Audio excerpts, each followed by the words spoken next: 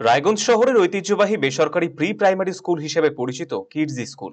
রবিবার এই স্কুলে অনুষ্ঠিত হলো আর্ট অ্যান্ড ক্রাফট বিষয়ক বিশেষ প্রদর্শনী।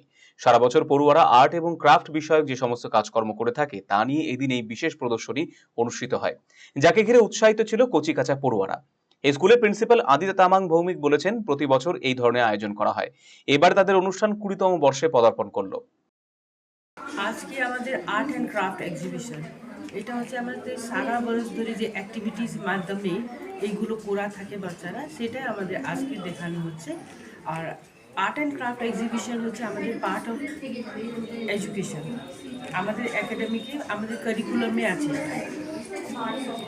এটা কি প্রতি বছরই হয়? এভরি ইয়ারই হয় এটা। কততম বছর এটা? এটা হচ্ছে 20th।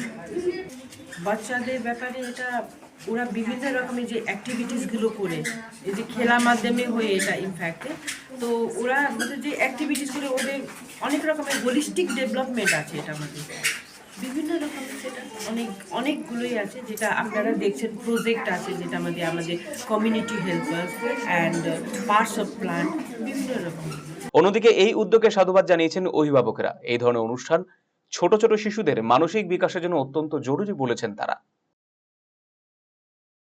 খুব ভালো, খুব ভালো উদ্যোগ এই স্কুলের তরফ থেকে, কারণ এই ধরনের অ্যাক্টিভিটি ছেলে মেয়েদের জন্য খুবই দরকার। কারণ আমরা ছেলে মেয়েদেরকে যা শেখাতে চাই, যদি চোখের সামনে সেগুলো না করি তাহলে কিন্তু শেখানো একটু অসুবিধা হবে। তার জন্য আমার মনে হয় যে যা কিছু আমরা শেখাবো তা সেগুলো যদি হাতে কলমে শেখাই তো খুবই কাজে আসে। এই জন্য এক্সিবিশনের গুরুত্ব খুবই বেশি। আর বাচ্চাদের জন্য বিশেষ করে অ্যাক্টিভিটিগুলো আমরা অনেক সময় কী হয়, বাড়িতে কী করাবো, কীভাবে অ্যাক্টিভিটি করাতে হবে, সেগুলো কিন্তু অনেকটাই এখান থেকে বোঝা যায় যে আমরা পরবর্তীতে কীভাবে এই অ্যাক্টিভিটিগুলো করানো যেতে পারে।